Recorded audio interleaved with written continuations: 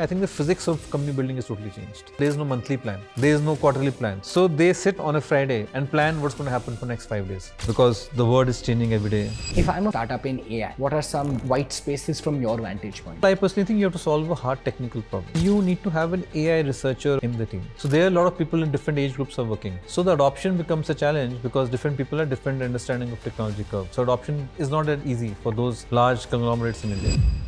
Do I have to go to the US and actually build? The answer is no. You can still build a company from here. I think we enter the area where the people who have imagination will win. Because right now canvas is totally open. You can write the rules the way you want to write. What do you think are some of these traits that make founders very successful? Consistency and hard working is a table stake. So without that you can't even get it. That's the first parameter I see. How do you manage short-term execution with long-term vision?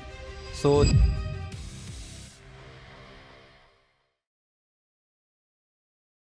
Hello. Before we get started with this episode, I quickly wanted to share that we are now a part of 01 Network by Zerodha. Thank you so much for watching. Welcome to the Indian Silicon Valley podcast. I'm your host Jivraj, and today I have me an extremely special guest. We're in the heart of Indranagar, sitting in India's Silicon Valley, talking to a person who's been investing in Indian AI companies, a narrative that doesn't get spread as often. Join me in welcoming Manav Garg, who's a serial entrepreneur now investing in AI companies as the co-founder and managing partner at Together Fund. Thank you so much, Manav, for joining me today. thanks, Jivraj.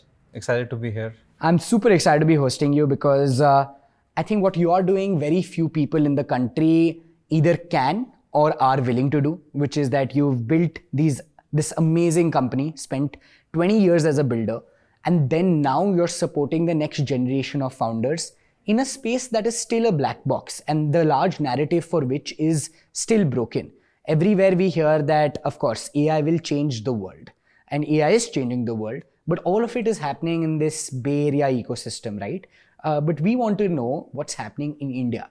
And as somebody who is, investing in and supporting founders who are building the frontier of Indian tech, I would love to understand that piece. So maybe we start with, what is the reality of Indian AI? Like, it's very broad, but give us your understanding of it, please. I think reality of Indian AI is that I would say we are at the beginning of this entire wave. Let's contextualize where things are, right?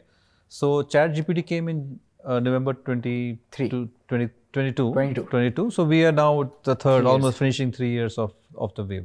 So it almost looks like a lifetime because when I sold my company in March of 24 actually. Yeah. And then year before is when I started transitioning into Together more and more. So my last 2.5 years has been very, very focused on AI and what can Indian role be in AI, and how can India be a AI nation, so to speak, if I have to use this term. So if I look at that, what we have done so far, I'll look at the companies who have been really successful so far. Right. So Emergent, which I have spent a lot of time emerging the vibe coding platform. Yes. They are the fastest growing company in India, $25 million ARR in 4 months. They are the top 50 apps in the world in terms of usage. Team has cracked the vibe coding code, I would say. They are in the top 5 vibe coding apps globally. So they are doing something really special. And they're able to do it if I abstract it out because they build a world-class product. Really, really good. Every day new vibe coding app comes, but they're able to, be there on the top, and quality of the application is really, really good. We'll go into details of what they have done. So Emergent is doing really well. Composio is another company in my portfolio is doing really, really well. Composio is an integration platform for LLMs. Yeah. They're trying to be the default integration protocol for LLMs or for AI, if they can be. So those both Karan and Soham have done a brilliant job there of being there. They have 200,000 developers on the platform. So these are the themes. If you look at, these are 2 infra companies. Way back, we said that infra companies can do well. Today narrative was, that time was, we could not develop much on the infra side. So these 2 have shown that you can actually build a global product and global company in infra from AI infra in India. Then we have Metaforms, which is doing market research platform, AI market research platform, full stack. He's a college dropout. So he's done a brilliant job. He went through a few pivots, eventually landed in this area and got customers. Now on the path to become 5 million this year, or maybe later, early part of next year, and then grow from there in a massive way. But it's all in 1 year. Then we found success in healthcare. We have a company called Confido doing healthcare operations in the US. They just crossed about $3.5 million. Rapid Claims, who's doing RCM. Dushyant is a brilliant job. He's of course from the domain. He used to work for Abbott, then worked together with us for a few years. He has crossed about 3.5, will cross $4 million now. And then we have Spry, which is a story actually, which is an untold story. Spry will cross about $10 million this year, in about 3.5 years. But very less churn, very boring market, small to medium businesses in the US in physiotherapy clinic automation. He's built the stack. So these are, I would say, is top 5-6 companies. Then we have Presentation.ai, who's kind of trying to win against Gamma. So if and then we have outside of our portfolio, we have, I like Unify Apps. I think Pavitra is doing a good job. Obviously, he's come with a massive experience as Sprinkler. And Reggie Thomas has joined them now. So I think that's a very good team and they have experience. So if I call them Indian company, though he's based in Dubai, team is based in Gurgaon. So I think they are doing a good job. There are a few other companies like Lucidity and all, they're doing an infra side, doing good job. Nice. Then Dashverse, who kind of pivoted and now getting the India to global on short drama or micro drama space. I think there may be another 5-6 companies which I can't place right now. But if you look at, I think we have, I would say, a cohort of 10 to 20 companies who are beginning to do well. So that's how I look at where the things are from an Indian perspective. Now, what is under the hood is we have huge amount of, I would say, groundswell in the younger people who want to crack AI. I was talking to Abhishek and Richa at Grad Capital and Campus Fund. They're saying they're getting like 40,000 applications these days. I had them at my podcast just to understand. And I see my son who's in grade 17, my daughter is in second year of college. They all want to do startup now. So I think we have a lot of groundswell of younger people who are trying to do things, but there's a gap on obviously mentorship and what can be done. So I think there's a big gap there. Now when you look at the global stage, India is a distant third right now. I would say even fourth behind Europe. Maybe Europe, India is neck to neck maybe somewhere. So it's clearly a race between US and China right now. So I think that is where we are overall landscape wise. But I think India has always been far behind even in software also. In SaaS also we had like 1% market share, less than that. So at this time around I'll be very happy if we're able to actually catch up much faster. But a lot more needs to be done.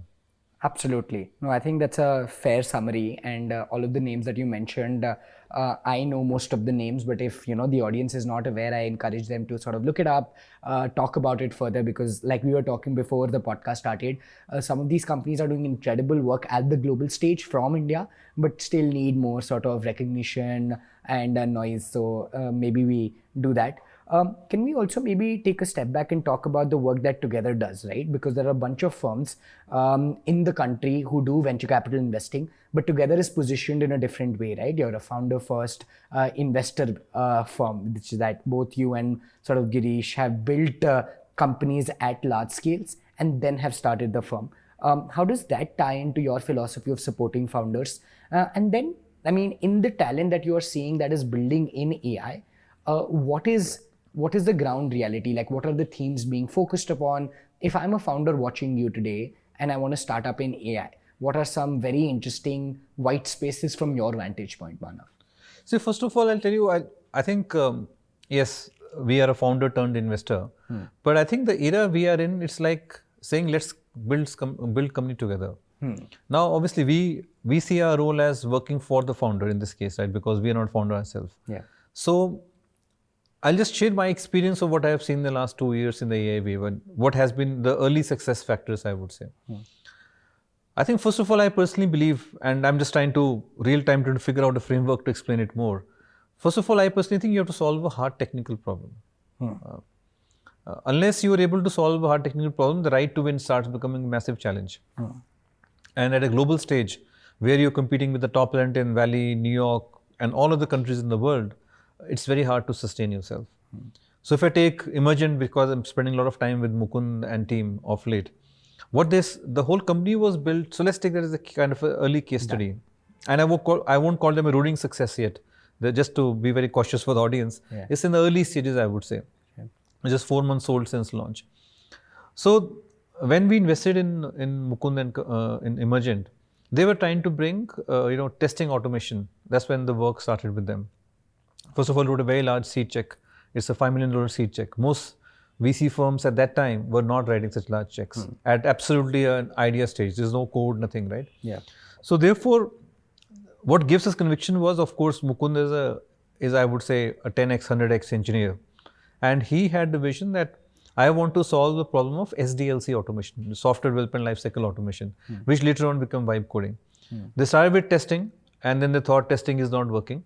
They want to do the full stack offering, and the whole firm or the product was built that we will be able to create a production ready applications just with a prompting, right? This vibe coding. While others at that point in time were talking about prototyping, which is lovable, and there was Replit who was coming from a different era into the AI era, and then many other Bolt was there. All of them was not focused on production readiness because production readiness is really, really hard problem to crack. Just to double click on that, for prototyping, you have to make sure the user interface is coming together well. You're giving wow factor within the first minute of prompt. But when I'm doing production readiness app, which means I have to take care of all the infra, cloud hosting, your feedback loop systems, your bug fixing, your code reviews, your test automation cases, and of course, building the entire app. So therefore, what happens is the user wow moment actually come after 2 or 5 minutes. So the problem becomes A, adoption, B, then give them a really code. A code which can really work in production is really was very difficult problem to solve. Yeah. So that's what we backed, and therefore we gave a very large seed check saying, okay, fine, we'll see where it goes. So that thesis has worked because they are trying to solve a very hard problem, and they did solve really beautifully, and therefore when they launched the product is always coming in the top. If you saw, look at the numbers, they're like 5 million impressions, they are the fastest growth, of course, base is low. They have now 30,000 applications which are actually production ready on the usage is through the roof right now. Yeah. So those things have really worked because trying to very hard problem. That's the point number one. Second is you need to have an AI researcher, or I would call AI engineer if you can call, in the team. Yeah. AI. So his brother Maddie, in case of Emergent, is an AI researcher. He used to work in ML in Amazon. Before that, PhD in computer science from Penn State, and he was the co-founder along with him. Sure. So he brought in a lot of AI research knowledge just to understand how do we solve these hard technical problems using AI as a core thesis around it. So that's the second thing I'm finding out. You have to have somebody in the team who understands AI at its core and not at a superficial level. And the third point is you have to start thinking about distribution first. Also, while you are kind of building the product. Right. So in case of Emergent, they started thinking a little bit after the 2-3 months into the journey of their early pivot into full SDLC. But they figured out their launch was really successful. Absolutely. A lot of companies really get stuck at distribution as well. Because how you tell the world I have the best product, right? Yeah. So I think these three combinations or some combination of this have to really work to be really successful in the world of AI. That's amazing. I love that. So hard technical problem and technically strong team, and then followed by distribution. I think more than technically strong team, the AI, you need one person who understands AI at its core. At its depth. Yeah. So AI co-founder. AI co-founder who is native AI, understands, like writes research papers, reads them, understands it in complete depth, and then distribution as well. I love that. That's extremely simplified yet nuanced. So thank you so much for sharing. How much do you think, what kind of founder in today's world is succeeding, right? Because this is one theme that I also think about, right? Earlier in the SaaS world, people were trying to back, operationally strong folks, folks coming out of Freshworks and the likes were the go-to founders to back because that was the playbook for success. They knew how to build product, they knew how to sell, they knew the GTM playbooks. But now that world is reversed, right? And the last there was a very interesting thread that I read before coming in that the average YC founder is now less than 26 years old, extremely technically sharp, and they are the ones building the next generation of companies. How is that evolving in India?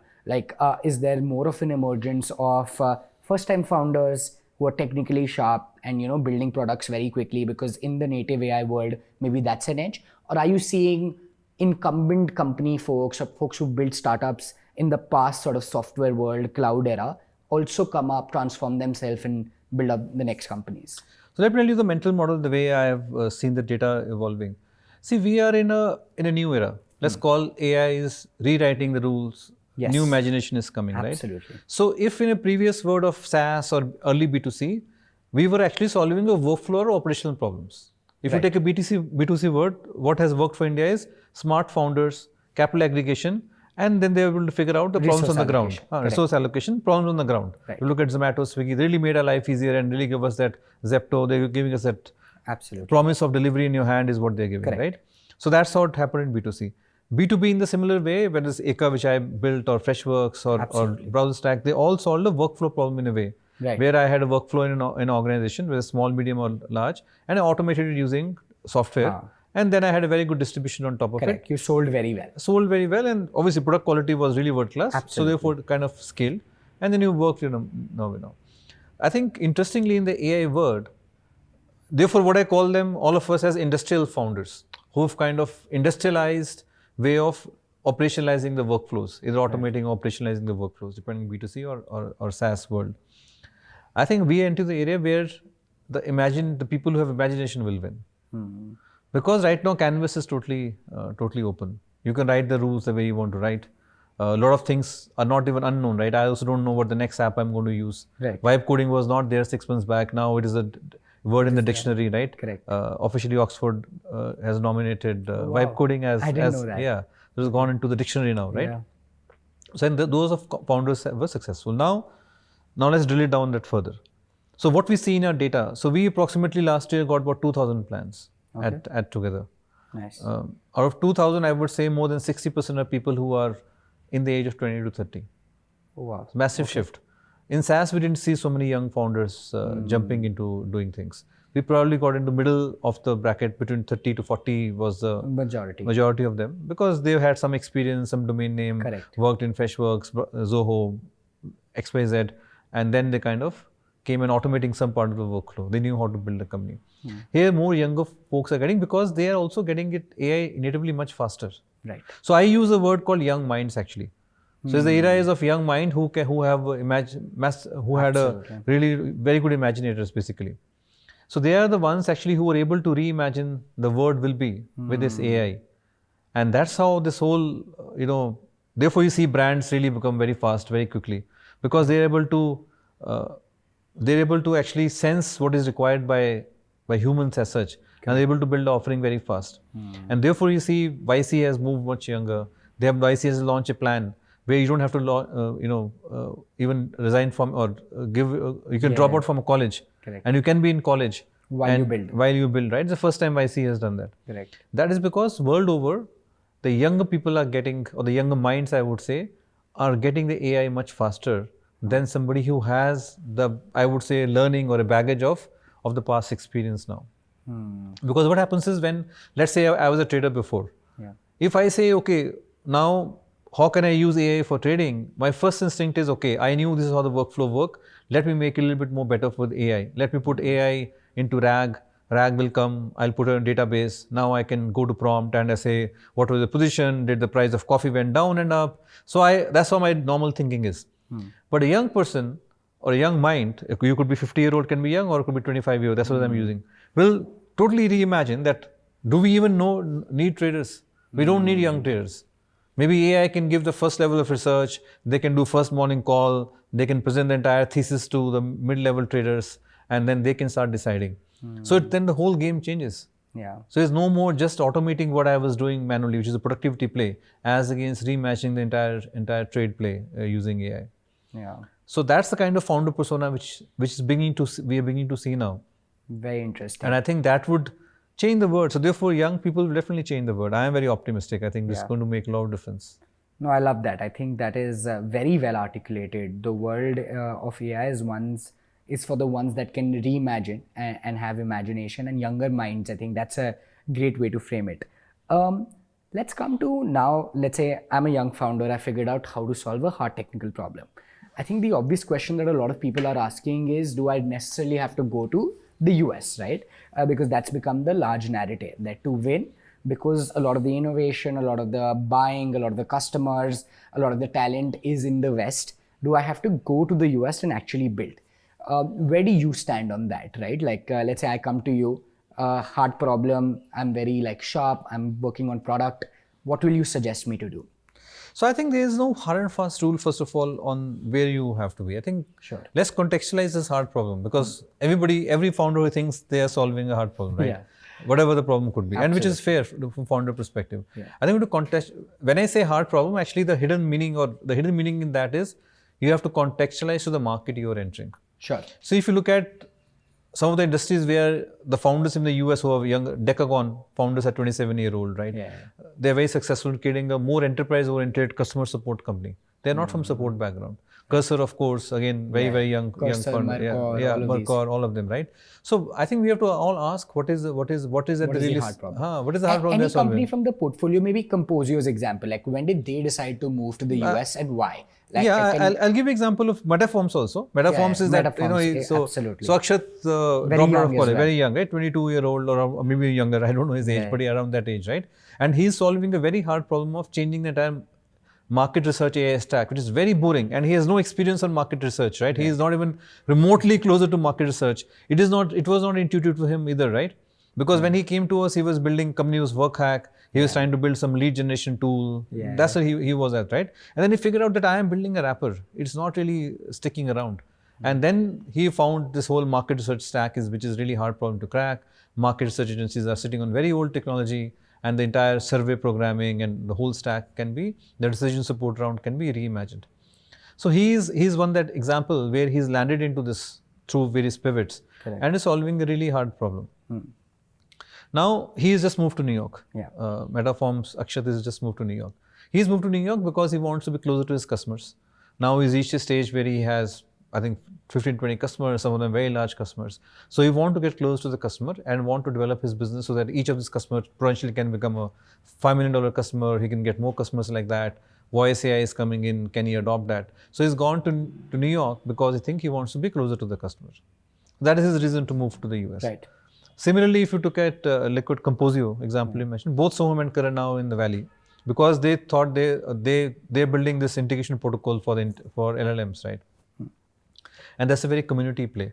They have to understand what Anthropic is doing, what OpenAI is doing.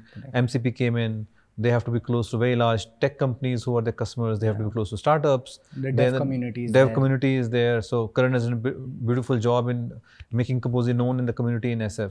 So that really helped them early on, getting early traction. And obviously they rose a large Series A, and they're on that path to become. So they have got very comfortable. I think I'm going to bring it to culture. Its location does not matter, basically. So why Valley culture is successful? Because in Valley, you are as good as your last success. People are not you could be Steve Jobs today. Tomorrow Elon Musk can come in and he can be the next Steve Jobs or bigger than him, right? So people are very humble about that a guy sitting next door to me or next to me in a coffee shop can actually become better than Mark Zuckerberg tomorrow, right? So which means they are valuing you based on what value you're bringing today, what work you're doing today, not trying to judge you based on the past laurels that you have. So therefore, as we discussed in the previous question, the young minds or young people find it very, very, freedom oriented. When they're not shackled by saying, oh, you came from this, you came from IIT, or you came from small town. So we have this judgment-based ecosystem right now. We bracket it in. We bracket it in that, right? And then the fact we're talking about archetypes start talking like that, right? In the US or in the Valley specifically, it is about what work you're doing. Are you able to solve a real problem on the ground? And moment people see you doing that, people just lap you up, right? And they start providing you help. So suddenly, instead of fighting with the ecosystem, you are actually ecosystem working for you. And that's how you're able to create very large outcomes. So therefore, most of the forward-looking founders find that environment very fulfilling and very, very attuned to the way you want to work. Now, does India have that environment? I would say in pockets, in very, very small pockets. So you have to find such. Emergent, for example, Mukund is still based here. Still, it is the fastest growing company in India. Still, they're staying in vibe coding top 5 company in India. So they're able to build company from here. Right. So I think you can build company from both the places. Culture. Are you adapted to the culture where you are able to free your mind and able to absorb everything that comes your way and not get shackled by the ecosystems? See, when you move to the US, the issue is that settling in the US takes you time. Right. Most of our founders have not lived in the US before. Yeah. So for them, the culture shift, finding a house, finding friends, it's a very lonely journey out there. Correct. So that also takes time. I think a lot of time we actually don't look at that. Yeah, gestation to settle down is also high. Is also high there, right? So while the speed is there, gestation is high.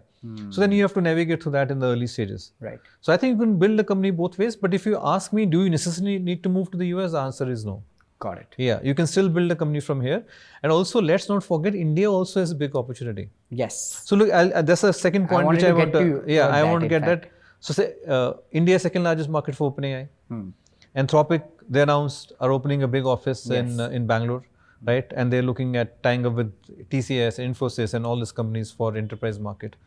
So when and I'm meeting more people in Bangalore right now from the US than I'm in the US, right? So why is that? Because they're all eyeing India as a very big market now. Absolutely. And it's the first time ever happened in any wave. Internet, we were some last market, people came very late. SaaS, we were not there, very small market. But in the world of AI, because of a large population, we also have therefore ability to generate data sets. Absolutely. Which will be golden and platinum tomorrow, right? Yeah. So I think Indian founders should not ignore Indian market either. Yeah. We should build for India. We have huge consumer market. Absolutely. First set of companies from Swiggy's Met have done really good job. I think we can augment. So agentic commerce is going to play.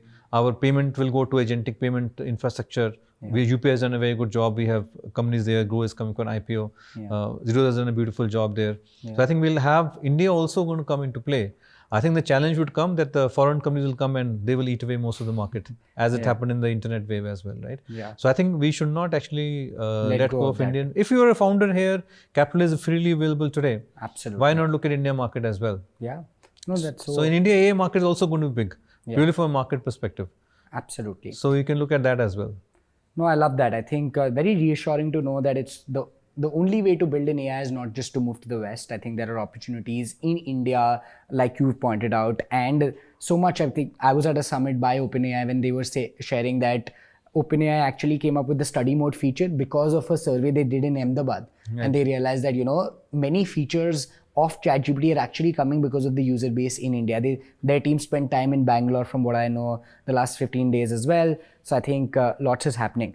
Do you have more themes in Indian AI? Maybe we can just do a segment quickly on that itself, because I think the banking infrastructure stack, a lot of voice AI, etc., within support services is coming along. What are attractive B2B themes? Because SaaS in Indian SMEs has always been a theme which has not been very attractive, right? At least traditionally, because not large outcomes have come out of it.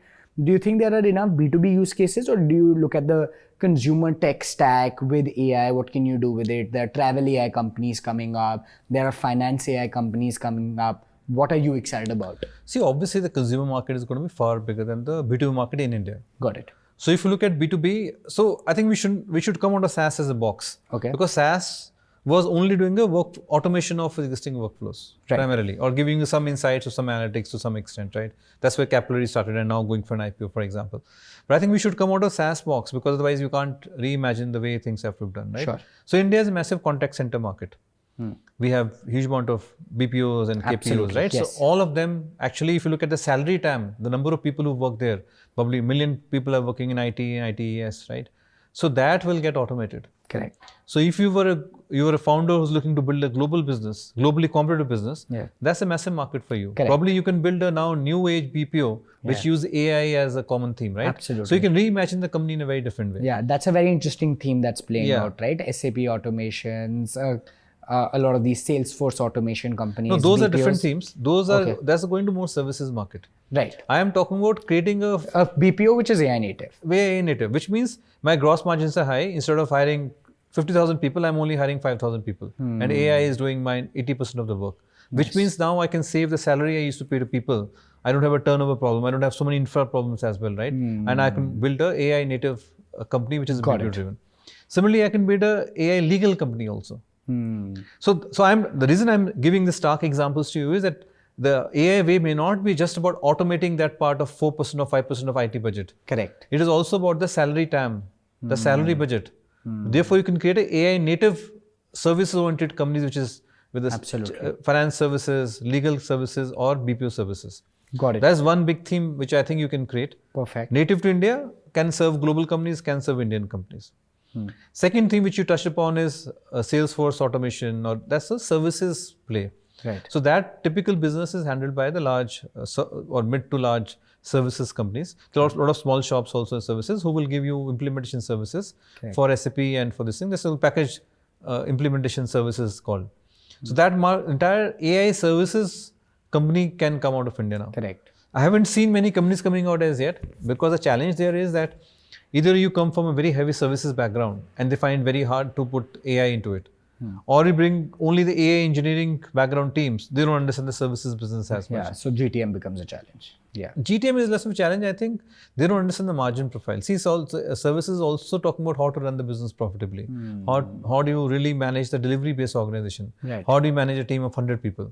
Engineers don't want to do that, right? If you're a 100x engineer, you just want to work alone, maybe you're two people, and really crack the code which can then scale exponentially. Right. So AI services by its nature may not be that exponential. Sure.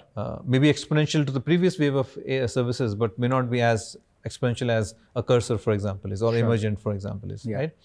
So I think that we will see definitely some companies coming out in that. So AI services is a large play out of India. Nice. If you're building a B2B automation or for Indian market, that's a smaller market. Got it. Because we are sitting on a $4 trillion economy, Jivraj. Out of that, so the spend is 1 to 2%.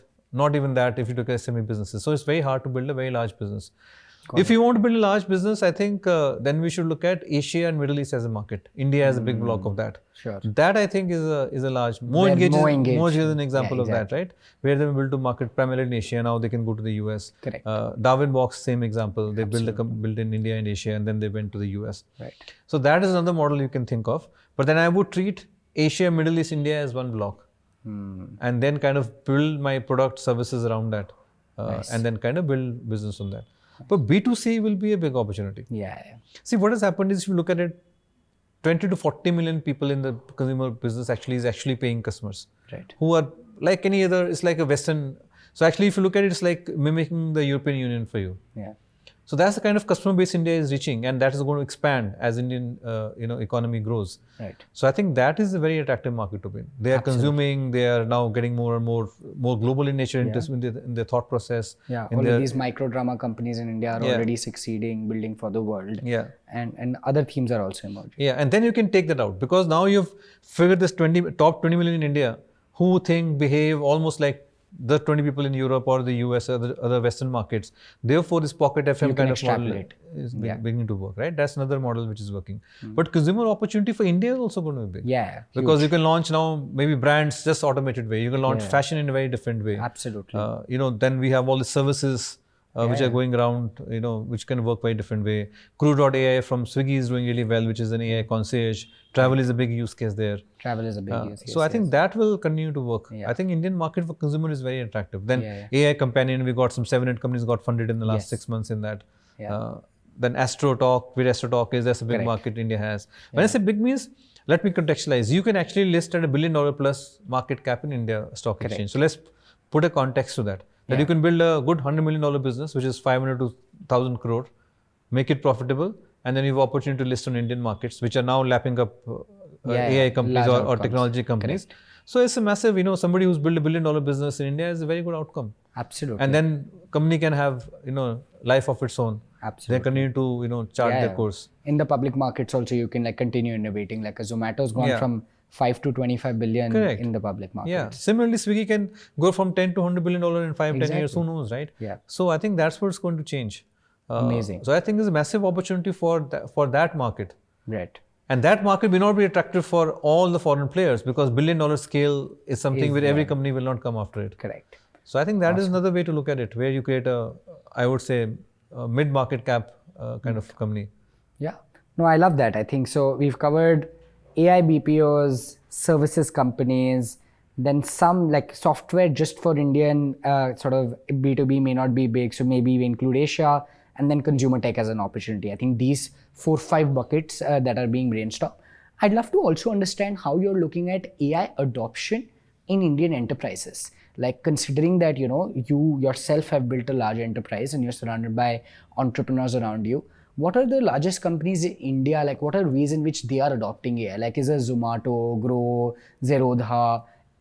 urban company, all of these companies from your vantage point, not just startups, but other companies, are they adopting enterprise grade AI? What are they doing? Would you have a opinion on I that? have a point. So Indigo, for example, is doing, they are working with some services company looking at automating the entire services, customer service stack. Amazing. So customer service, one big problem is how Zomato also launched a product on customer service. Correct. Swiggy is also adopting for customer services. A lot of consultants are also, I think, advising these large HDFC-like companies. I was talking to a BCG consultant, and their mandate is to sort of talk to HDFC and then other financial services companies to understand digital adoption and AI adoption. See, banks, the reason I didn't give, banks have always been the first adopters in India.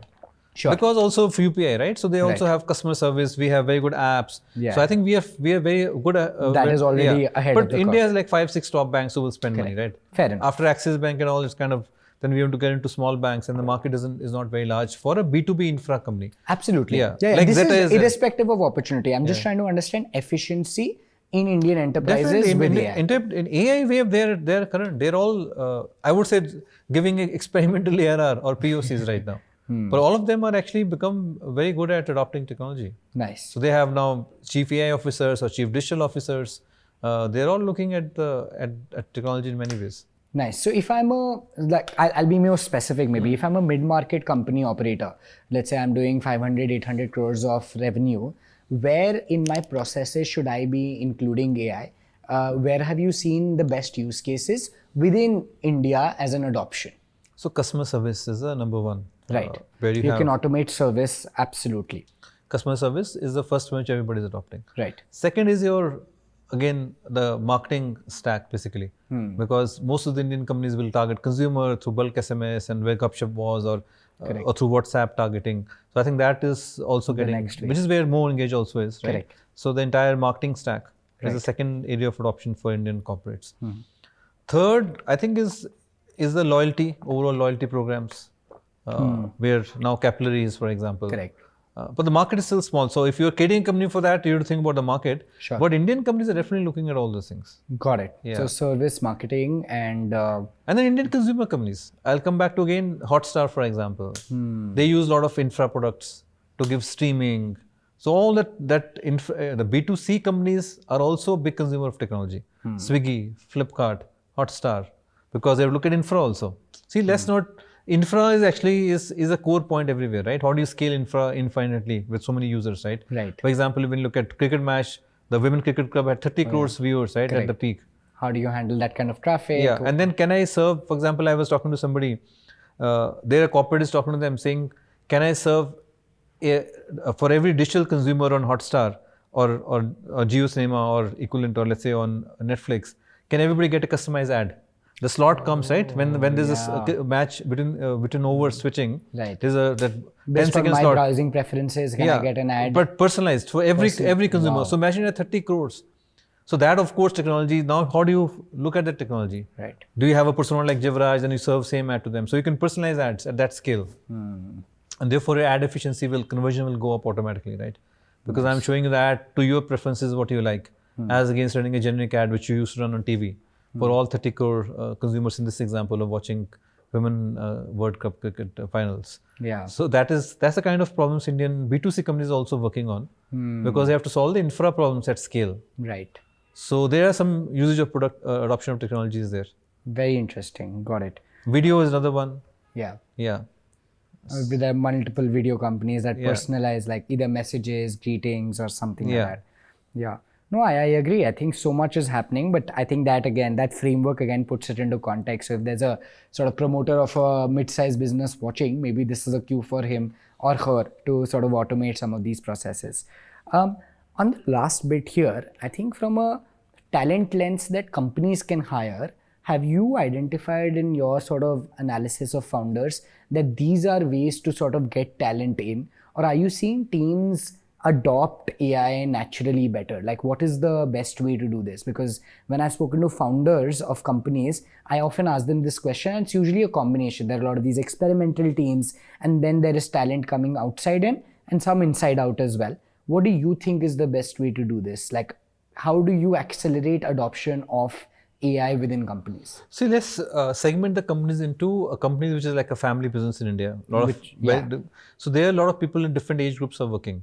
So the adoption becomes a challenge because different people have different understanding of technology curve. So adoption is not that easy for those large conglomerates in India. If you're a mid-sized company, then it's primarily owner-driven. Their owner can decide, okay, I want to do this. Let's move forward with that. So their adoption is a bit easier. Sure. And typically, in both the cases, the startups are able to give you a better way to do this because somebody needs to experiment. Somebody needs to be agile. Somebody needs to understand what is happening in technology at that pace, which internal teams, most of the cases, are not able to understand. Apart from banking teams who are very smart, who have to figure out what's happening in the world of technology almost as the wave moves. Right. But even then also they are working with startups quite a bit. Sure. I think globally, even in the US also, the large conglomerates work with the startups to bring that energy and youth into the firm. Yeah. And they can bring in perspective which a corporate is not able to think. Correct, because of the culture that they drive. So got it. Work with startups if you're a large enterprise and the startups are best at innovating grounds up.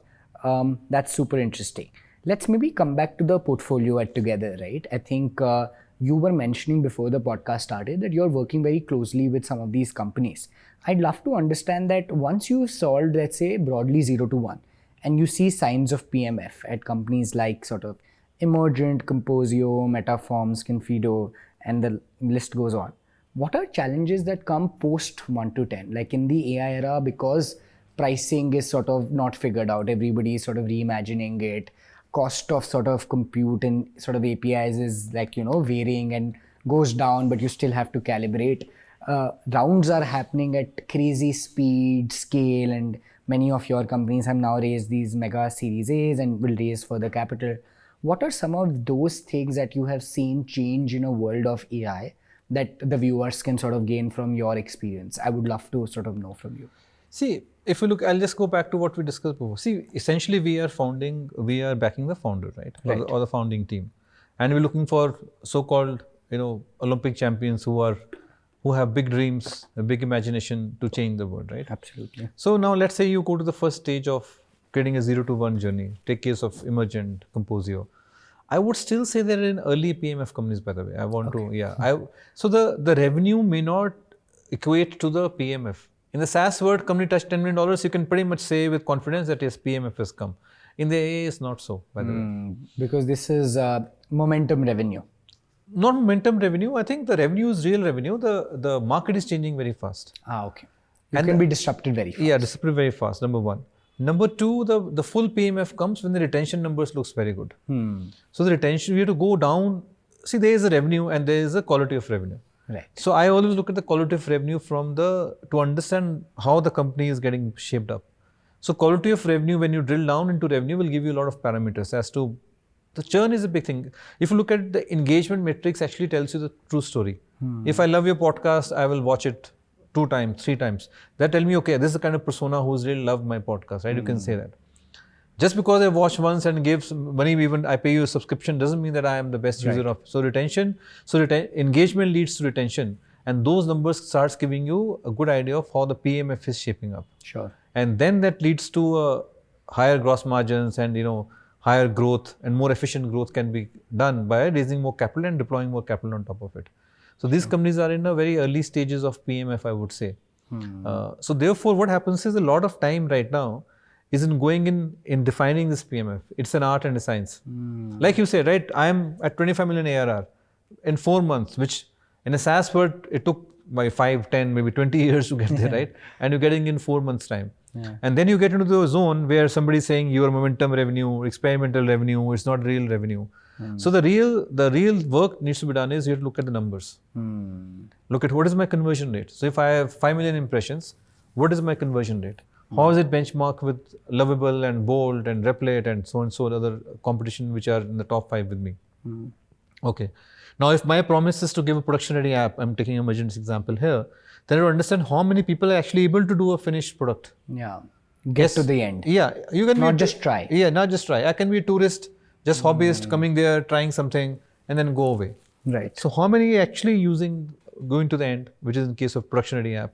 Then how many are actually using their app further to either build a business to automate a business or do something with an app that they've built. So when you go deep down into that persona discussion and understand the data and really see that how the business is getting built on top of that value proposition you're giving is when you are really going to understand where the revenue is coming from. And then when you see that, I'll take an example. For example, they have a bakery owner in Philippines is one of the customers, or there's a window installation owner in Germany is one of the customer profile at Emergent. Now that guy is in the business of installing windows, right?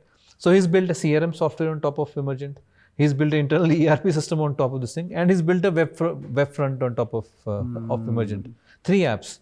Multiple apps, right? So therefore, what you often see is that a power user who's actually getting benefit is actually building multiple apps. They're multi-user apps, which means their adoption within their small enterprise.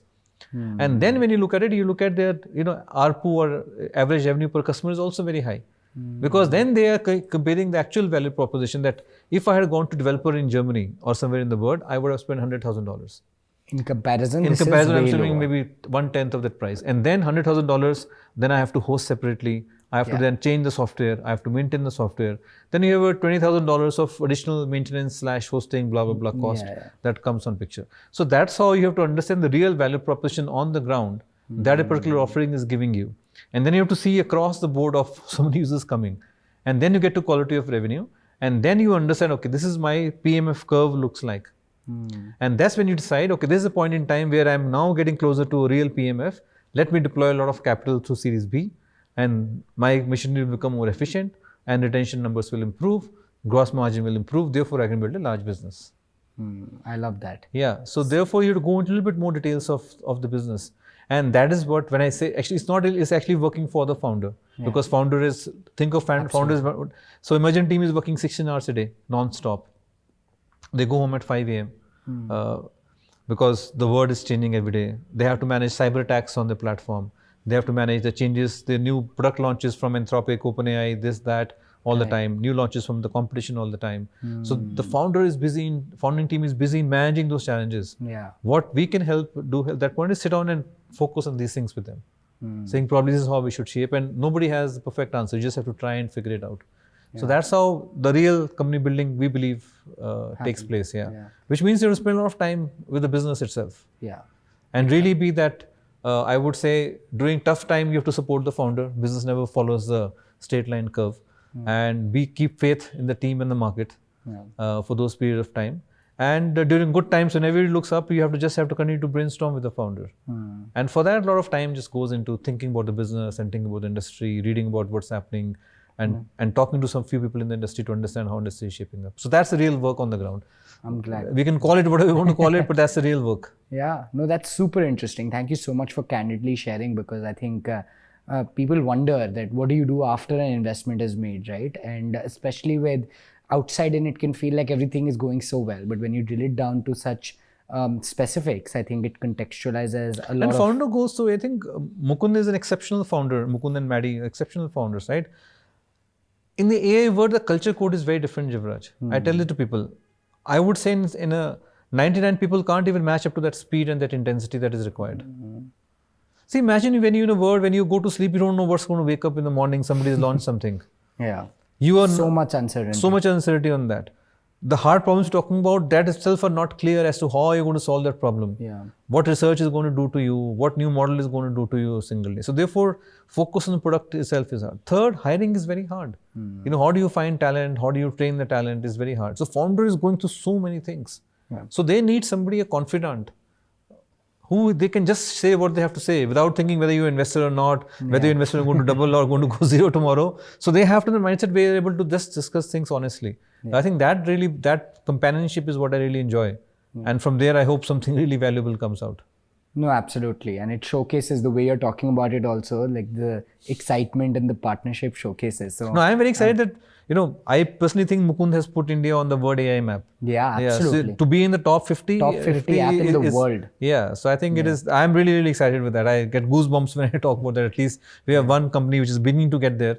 And now that we have cracked that code, Yeah. I'm sure more companies are going to get. As soon as there is one, I think people follow suit because they have an example to point to. There's so many founders come to me that I can also be like that. You won't believe. So many founders have come to me that I want to learn what they are doing, and I think I can do the same in my field. Awesome. No, this has been an amazing segment. As we sort of go further, I think I want to understand more about founder traits. Again, the primary question that the future founder is asking is they're interested in AI, they have some ideas, but they don't exactly know the specifics of how to succeed with those ideas. And we'll try to demystify that. One of the things that I want to understand there is we discuss the portfolio in bits and pieces and what wins in AI. But if we can double click on, your experience of winning as a founder, as well as other founders in the portfolio that you're seeing winning, as to what are those traits that are transferable to others that actually make you succeed? Like, is it hiring well? Is it like pivoting really fast? Is it selling extremely well? What do you think are some of these traits that make founders very successful during execution? Assuming they figured out the product, the early team, what will make them successful in the long run? I think let's take I would like to take example from sports. Let's say Olympics as an example, right? Okay. India used to produce hardly any Olympic gold medal. Gold medal to pehle they used to come, right? So then javelin we got, Neeraj did that. Correct. Then badminton we started getting success with Gopi Chand working with Sainath and Nehwal, and they produce very good players, right? And now suddenly India has found more confidence and huge infra is also coming up around sports. So I think we're doing the same. We're trying to find, our objective is to find Olympic champions for AI world, if I have to paraphrase it. So let's drill down into what it means for being an Olympic champion. If you look at the trade of any, whether Sachin Tendulkar, Virat Kohli, or take a case of Neeraj, Sainath, well, first of all is they're extremely hardworking. Extremely hardworking, right? It's like consistency and hardworking is a table stake. Yeah. So without that, you can't even get there. That's the first parameter I see. If you take example of Mukund, 16, 17 hours a day, sometimes he sleep for like 3 hours a day for long stretches of time. And then he's traveling, he's crazy about things. That is one thing. Second thing is, it's a belief which is driving them. Belief to change the world. So they are mostly purpose-driven founders or purpose-driven people. So when you're winning, playing for your country and say, I will win the Olympic medal, gold medal, when nobody else has done, there is no data point anybody has, right? You have not probably gone to the international world before, right? And you are in your local communities, then you go to national communities, and you don't have people around you. The infrastructure of people around you is not this. You can't really benchmark yourself with the next player, right? You're the only one going to fight the battle at the global stage when you get there. Hockey, India went through the ups and downs, right? As the same thing happened there. So I think they have that belief and the purpose that I will change the world. For my industry, for my function, or for the country, they are purpose driven. They are not really just saying, okay, let me just create another company and see what really happens. They are purpose driven.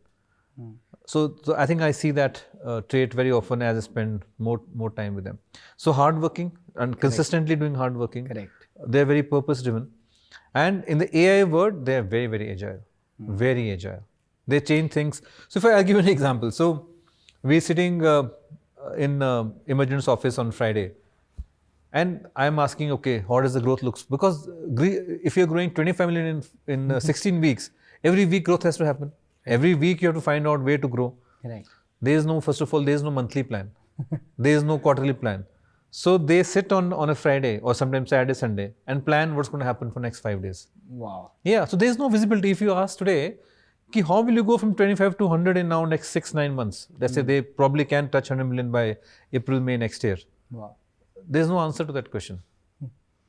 Because the speed word is going to work, you can't even predict that. There's no point having such a long horizon plans. Right. So every week, you have to make a plan every week, and you have to make that. That means the pressure on meeting that daily plan is very high. It's insane.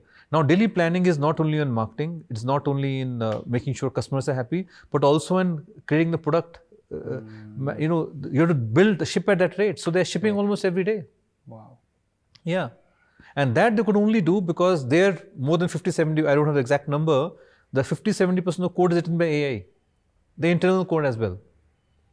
Otherwise, how are you going to achieve that speed and that accuracy? And they're like a consumer company. So server can't go down, you can't say bug has come, therefore my system is not available. You're going to have huge backlash on the internet. Yeah. So that is the culture code is very, very different. So therefore, if I have to use one word of everything, I think the physics of company building is totally changed. Yeah. I call it the physics of company building. Yeah, I can only imagine. But I think that's again very well distilled. I think I love how you are framing some of this, and it makes like it is very actionable for anybody hearing. So I think that's super, super helpful. Coming to the sort of next phase, right? Like one of the things that you are passionate about and we discussed briefly is how younger people in the country are now coming up, and younger minds we've discussed. But if you had to talk about maybe technical belts of, let's say I'm a person at IIT Bombay, I'm in my second year, I'm super excited about AI. What do you suggest my next step should be? Like I'm of course building on my weekends, I'm releasing something, I'm using Emergent to ship products, etc. Right? What do you think I should do to equip myself with the right knowledge, right next steps, so that I can succeed in the 10-year horizon and build a truly large company? I think when you were a student in second year or first year or whichever year you're in, I think first is the habit of just build things first of all. Okay. I think, see, a lot of time when you were a student, 19-year-old, your worldview is just getting formed. Yeah. You're not from a domain, of course. Today you have advantage that technology has come to a stage where you can actually play with technology. So the first step is to actually build. Start building things like a project, right? So I say, I want to build a traffic management system for Bangalore. I'm passionate about it. I have to just build it. Right. Once you build it, put it out there. Let's say I say I can build a competition to Manas. Let's take an example. I can create a general agent, which can go and fetch things, can do things for you, build PPTs for you, do my homework, assignments in the college. I want to build an app for that, right? Yeah. I think build something. Once you build, you put it out there. And when you start getting your organic user love, is when you will get to know that my product is beginning to work. And that's the point in time actually start building the company around that. That's one of the ways to think about if you're a very, very young founder. Second field which is emerging, which is more, I would say, physical, manufacturing, robotics oriented. There, if you have, you have colleagues or you have students who understand different parts, you have software people, you have mechanical people, you have electrical engineers. Think of putting something together there. Again, my construct comes, so let's build something first. Without thinking whether it'll become a business or not. I'm not going to think about after 10 years, what will I do, what the market size is, what happened to this. I think all that will get figured out over a period of time. Sure. Actually, Aether is a very good example in India. I don't know whether you know Tarun's story or not. It came from IIT Chennai lab. They started building together. In between, they ran out of money, and then they don't know what to do. Then it's like massive R&D project that eventually became a massive company now. So I think that work is beginning to happen in India, but I think that's the framework I would have if I am a student. I would just build, see where it goes, but get in the habit of shipping, getting through the 0 to 1 quickly. I love that. I think that's super actionable again. Let's maybe get to the venture capital part of the journey, right? I think as an early investor myself, I love to understand different investor personas, and India is only now seeing this trend of founders turning investors. How do you think that is an advantage with what you are doing at Together? Like, what is the alpha that you can drive because you've built a company before and now you're an investor? You of course understand founders better, you have empathy, but what are the nuanced perspectives that you can offer on that? I think I have a very simplistic view on this. Number one, we know that nothing goes in straight line. So we will always support the founder no matter how things are, good times, bad times. So we understand that bad times are going to come. Bad times, I mean to say there will be some times in which things are not very clear. Not bad that, bad could also be that you're running out of money or your product is not working. So we'll give you enough time because we know that it takes time to build something of value. Sometimes you can be things can fall in place for you and things can really scale very quickly. But eventually to build a large company, a sustainable, durable company, it takes time. And for that, you need an investor or we need to be partner with the founder to make sure that we are very patient about it. Second thing, I can be very truthful and upfront with the founder. So I don't mince my words when I talk to founder because the challenge what happens is I am not trying to build my VC career now. My objective is to put India on the map, build India AI as a nation, right? So therefore, if the founder, as I said, is purpose driven, I would rather have a heart-to-heart conversation with the person saying, Jivraj, boss, I don't think it's going to work. Yes, you may not, and most founders are not going to like it at that point in time. But the question is, you have to really brainstorm and say the truth as we see it, and I may not be right. Correct. at all points in time. But unless I have an open conversation with you, You'll never know. we will not be, you never know. And also, at least you'll be able to, I'm playing a devil advocate to you, right? Yeah. So at least your mindset is being more open. Yeah. Ultimately, it is founders' decision to do what they have to do, right?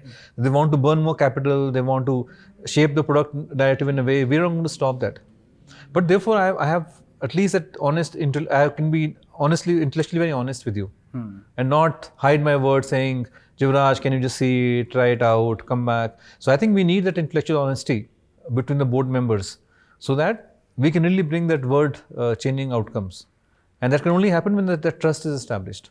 So trust is established because I am not looking for short-term gains. Correct. Neither I am trying to look for, making potloads of money because I'm not looking at mark-to-market saying my MOIC will go up just because you do the next round. So I'm not pushing for the next round. What I'm looking at is fundamentals of building the company. And I'm saying, okay, I'm available as a help to you. So whenever you need me, call me, I will be there. If you don't need me, I won't show up. But the advantage that coming from founder background is I can be intellectually honest with you. Sure. I can be very patient about it. And then when the real time comes on how do you construct the cap table? Who do you take the next term sheet from? Which investor is going to be helping you in the journey? Can I use some of my skills for hiring, for example, right? I have built global go-to-market teams globally. I managed 10 global offices, hired thousands of salespeople, head of sales, product people. So can I lend my skill to you? Right. At any point in time, how should you go about hiring? How should you go about building the org structures? Is also a science and an art, especially in this changing environment. So all those company building skills are one which are an offer for a founder to take. Now, every founder has a certain skill set. So it's not that because a founder is asking, let's say a technical founder, might need help on the go-to-market size hiring, right?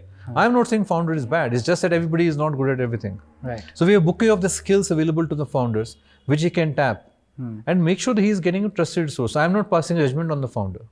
Just because you asked me, I don't know how to build a company. Of course, you are just starting up. You are a first-time founder. You are 27-year-old. I obviously know you're going to discover that. We all discovered that. I started my company when I was 27-year-old.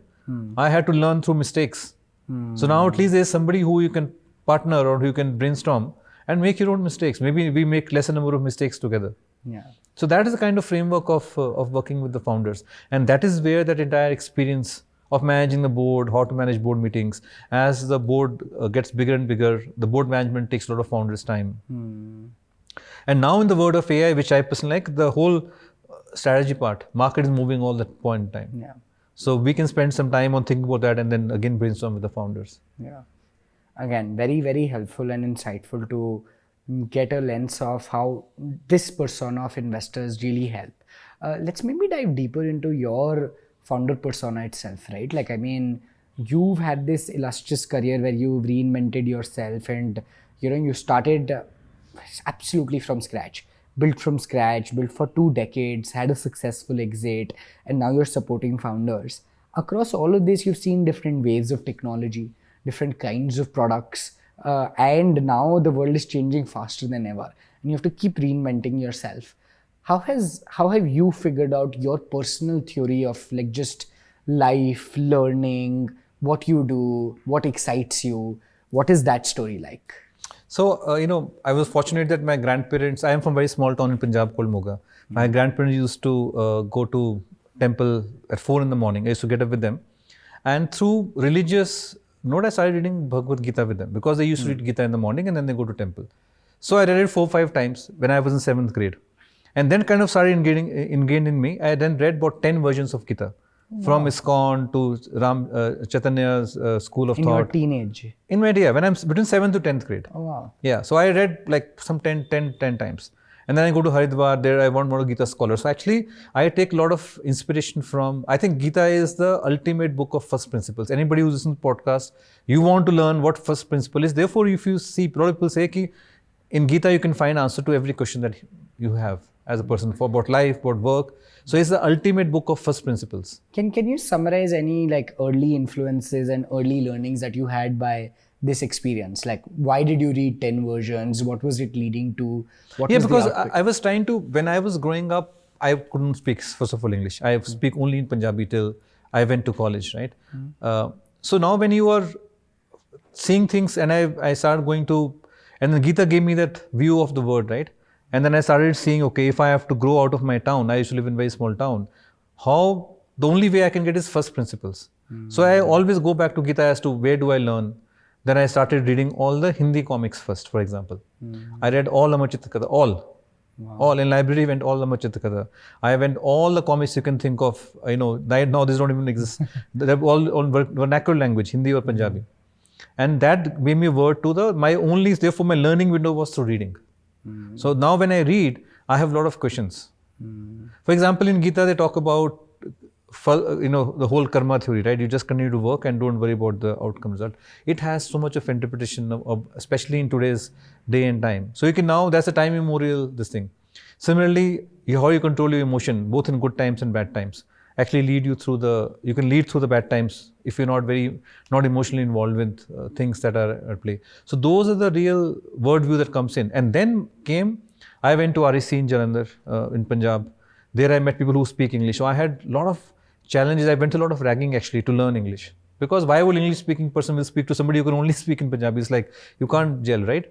So I could get that because I could always dive back into my lessons from Gita. As to my ultimate objective is to learn. I don't care in which form it is coming. It's okay to live for that half an hour, 1 hour of shame, ragging in college today, a little bit lighter form. And then once you learn, you anyway to the next step. And then I went to the foreign trade where I was managing the coffee trading, for example. And that I built $1 billion book in 2 years. And I had no understanding of I was in an international trade. I'm meeting, head of the states on one side, farmer on the other side. So there also the first principles of how to manage cultures. And I'm from Punjab, which is, my food palate is not that good. I was vegetarian at that point in time. So all that could go through because of the first principles of that you have to get through that learning journey. Don't worry about what comes out. Just continue to work on it and eventually things will start shaping up. And then when I left my job and came to technology world, I had no clue of how to build a product. So again, I used simple first principle framework. Okay, what's going to deliver value to the customers? And started from that, sat with every customer. I met 100 customers in Europe and US. That's how I designed the first product myself. And then build the entire sales motion from here. I had examples where people will say, son, I can't sell you, buy software from you because you're from India that time, 2007, you will go back, get married, never show your face, to now when India is on the world map where people are buying product from India. So I think all those principles actually helping me into the AI wave, where you have to think about things at a very fast pace. You have to look at the fundamental principles of how to break down the problem and look at the smaller parts in a very, very different way. So that's the kind of journey I have had. So therefore I enjoy figuring things out because of my early grounding in Gita actually. That's amazing. No, thank you so much for sharing. This is something I did not know. I knew the journey and I'd looked it up over the research, but I was not aware of this. I think early influences can be life-changing. Yeah. So therefore my one feedback or not one tip for all the founders is, in this world of AI, read a lot about philosophy or about physics. See, think about it, a lot of our society rules were made during Roman times. If you look at, we talk about Nietzsche, Plato, Socrates, we say, whatever can't kill you can make you stronger, right? Nietzsche said that. So I think those are they were the philosophers who actually thought about society rules in many ways, right? And they are time immemorial so far. We enter the AI wave where a similar thing is happening. The new rules are being written, new imagination has to happen. So you think about how the world order is going to be and what is my place or what my product or my offering will have in this place, right? Elon Musk is doing the same thing, right? He's talking about planet and going to Mars and on one side putting humanoids into it. So I think obviously he is the most exemplified persona right now in the world. But I think Indian founders can learn a lot from that on how to think about the changing world order. Yeah, no, that's super helpful, and I think I don't know if I know enough about physics either, so I'm going to take you up on that and maybe do multiple like GPT threads on. So there's a book called 6 Lessons of Physics by Richard Feynman, the guy who designed the rocket. That's one of the best books to read. Cool. I'm going to start there. If we go back to the AI world and how it's fast changing, right? One of the things that everybody is wondering is so many tools are coming up, so many updates are coming up within the existing tools, and then you also have to imagine what the future looks like. How do you extrapolate all of this? Like, what is your routine more tactically look like to just stay updated and then also act on that information in a meaningful manner? So for last 20 years, I read about 2 to 3 hours a day. I get up at 5:30, and my most work or thought happens between 5 to 7:30. That's been there for last 25 years, for as long as I'm in work. So that's my time when I reflect, read, and understand how the word order or whatever I am into that point in time.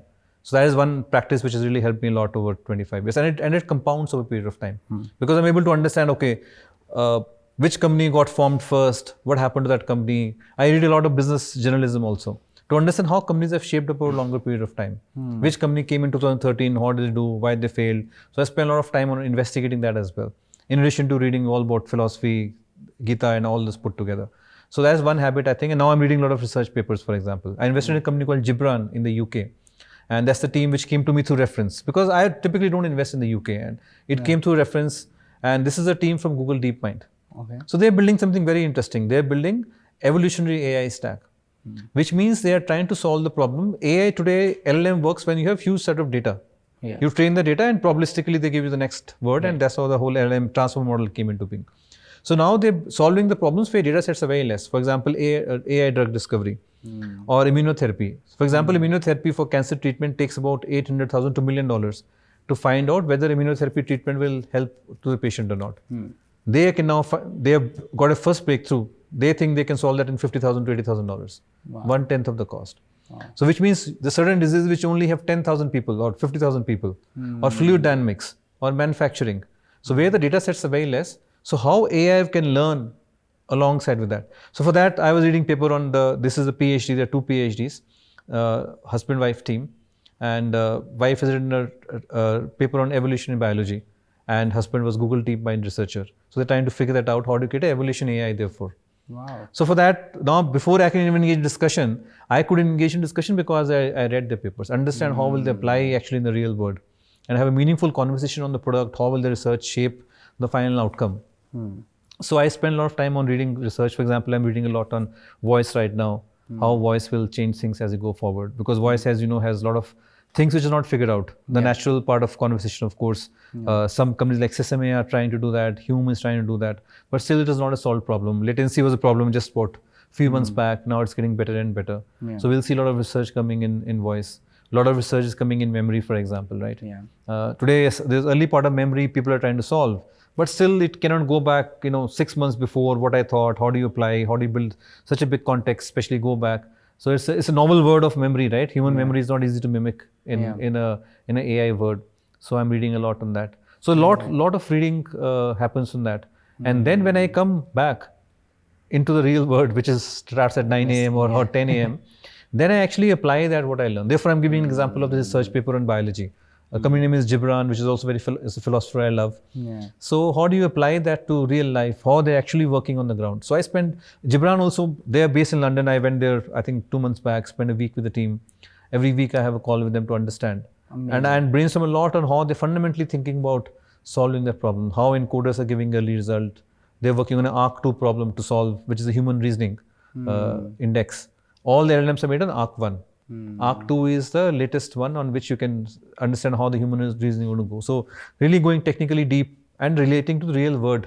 So whatever I read, I try to apply on a day-to-day life. For example, you asked about founder Olympics. So everybody can say, I'm looking for an outsider, everybody is looking for one. But the question is, how do you really understand deep down? Because India doesn't have any set pattern. Right. You can come from, like I came from a small town. You can come from a large town. Or somebody can come from maybe the US, right? And all of them can be successful in different ways. So how do you really extract the founder persona, relate to the business? So a lot of time it is going to be about relating that persona to where the problem is getting solved. So that can only come once you start applying those principles into your day-to-day life, right? For example, you talk about India. Now, for example, I'm working on agentic commerce for India right now. It's my favorite topic I'm thinking about. So reimagining the entire commerce from India is what I'm doing right now. And understanding how Indian consumer is going to interact with the AI technology as a technology and can give you a commerce benefit, which A, is going to expand the reach, B, going to deliver you much more better value than you get today, and solve a fundamental problem of commerce in which you are today having for example, today commerce works on search and browse mostly. Correct. If you go to internet, you actually search and browse for 90% of 95% time, 5% is then checkout and then finally delivery you're getting, right? So how that experience will change in a new world of AI is what I am working on right now, for example. Amazing. No, that is so fascinating to hear. Thank you so much for sharing. Interestingly, that maybe gets me to the question that in AI, especially in investing, there are these themes that come every quarter or every month, right?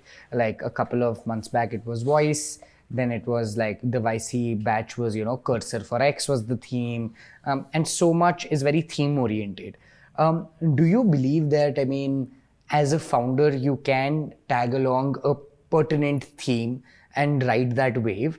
Or should you continue to be first principles, focus on what excites you and go after that problem? Like, because sometimes, I'm sure most times the theme approach does not work, but in AI, themes are leading to multi-billion-dollar outcomes. So what do you suggest is the best way? And as an investor, do you follow thematic investing or seasonal investing, or are you very independent, conviction driven? So first of all, I believe there are many paths to success. So there's no one that you follow theme. You may stumble upon a theme sometime. If you take a Metaform, he started, in this case, Akshay started with a totally different theme of automating the leads in many ways, right? Landed up in AI market research. First has nothing to do with where he's landing today, or has landed today, right? So first of all, so I think there are many ways to do part. Now coming to, if I have founded today, I think when a YC or various VC firms in the world publish their themes, that means a lot of thought has already gone into that, right? Sure. Let's say cybersecurity is the latest theme, memory is the latest theme. Right. So I think question is, I personally think real success comes, can you get into the theme before people are started talking about the theme? By the time people are talking about it's past it. And you're going to get hundreds of companies looking at it, right? Therefore, you have increased your competition actually. Right. And now if you think you can build a massive, like Emergent is an example where theme was halfway discovered. Emergent was not the first vibe coding platform. Right. Lovable was far ahead and very popular that before. Bolt was even more popular, right? Correct. So they came from behind, by the way. But they came on so I'm giving an example. So first answer to your question, first is yes. If you are the very early stages of a theme approach actually can work because you are ahead of the competition in a way, right? Sure. And you can aggregate capital, you can create a product, you can get the users on your side, your cost of cost of customer acquisition will be lower. That's the advantage of being ahead on a theme.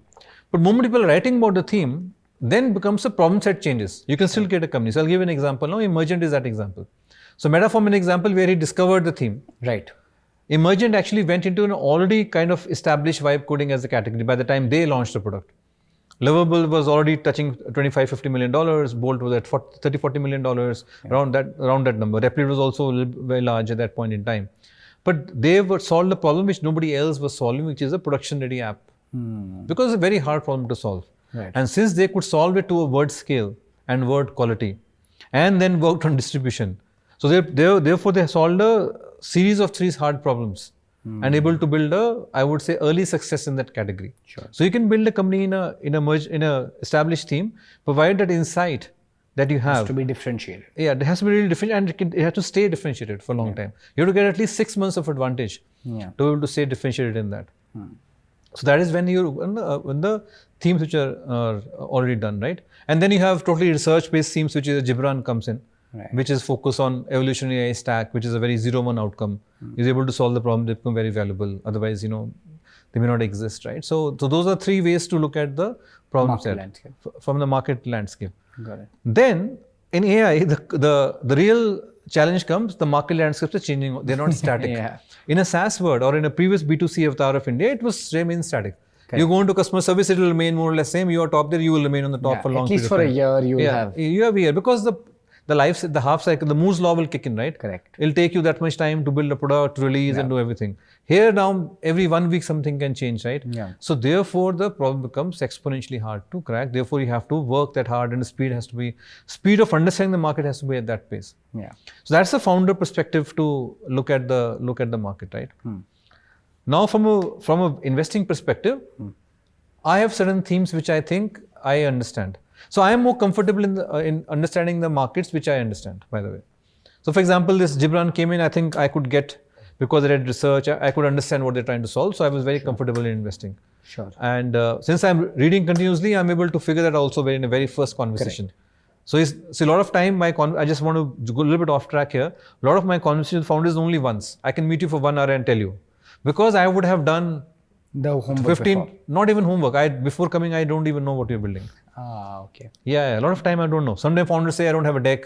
I'm just coming with an idea. Can I discuss? Sure. But what has happened a lot of times is that there are certain themes I'm working on myself. Right. Because I'm reading about it every day, 2-3 hours in the morning. Sure. Like this biology-based research theme.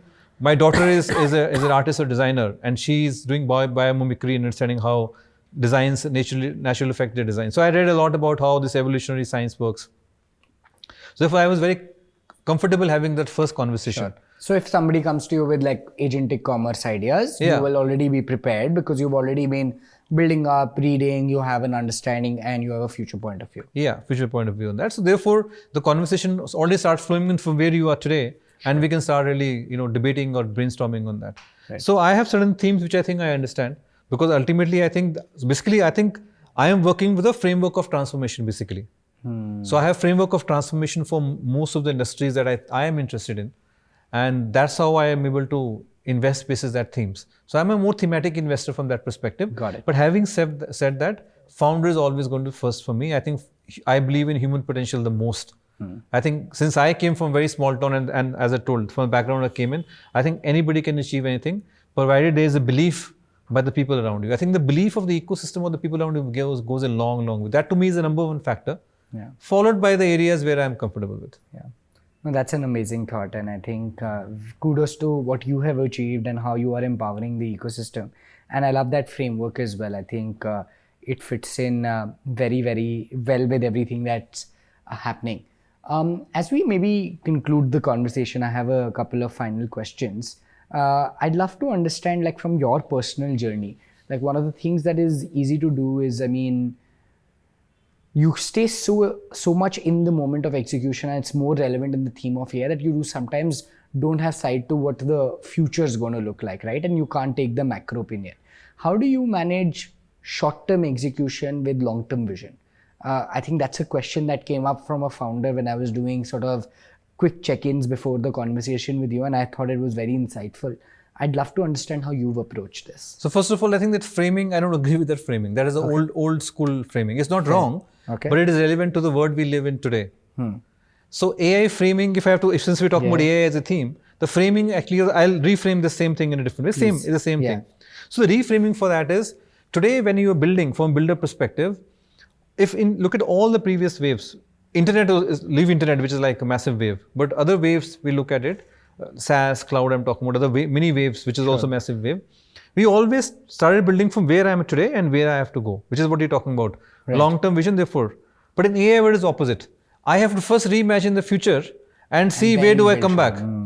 For example, I give an example of that whole BPO service.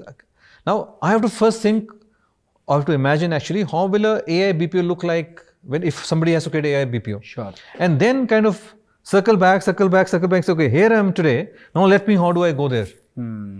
So I have no double challenge, right? First of all, imagination has to be there. Right. Then imagination also has to be somewhat correct. Right. Then imagination has to deliver value. And deliver value has to be executed. So that's how the steps are. So I have to first understand what it is. You start with the future. We have to rewrite the future. Yeah.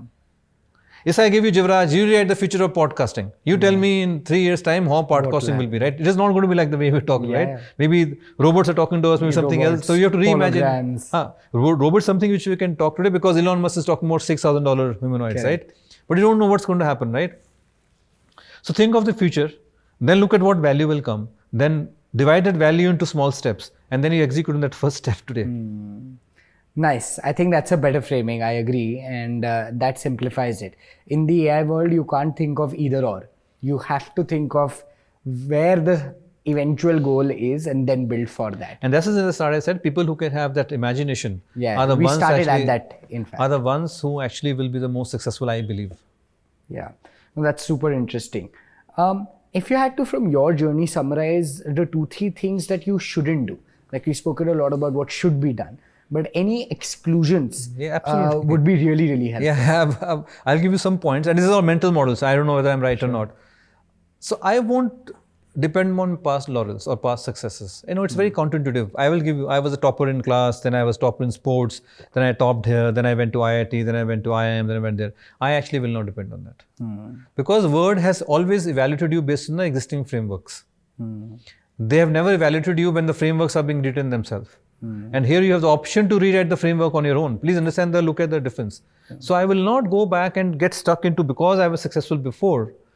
So now that can be my confidence. I'm not saying you should not be confident, but my learning method would change. The point I'm making is your learning method. I would not depend on the same learning method as I would have done so far. Sure. So learning methods have totally changed. Second, we assume because we all at that age that we are at, our speed of learning is also predicated to the older framework. Because school gives you 10 years to learn first. Then you got another 2 years 4 years for college, which is a long time in AI. So if you look at it, that's the reason the younger people are successful, because they are learning at a speed in which college is not able to do them. So they're leaving the college. Therefore, Peter Thiel Foundation has such a huge success rate, right? Yeah. It's almost as good as Y Combinator, better than Y Combinator. Yeah. Because those founders are the ones who want to change the world. They are purpose driven and they're able to learn at much faster pace than curriculums are able to teach you. So you're learning. We all assume that this learning pace is okay, because what is my benchmark today? My benchmark is going to be Jivraj or the person sitting next here, but the competition is coming from anywhere in the world. Yeah. So the framework for the expectation from you in the learning is also going to change. Sure. Now, having said that if you figure those things out, the pressure on you is going to increase, I don't know how many 1000x. It's a megaton of pressure. Because so far you were always in a national scene or a local scene and the framework is established, you're able to figure it out. Now I have removed all the constraints. Yeah. These things have changed. Now pressure on, therefore, your personal discipline will play a lot big role.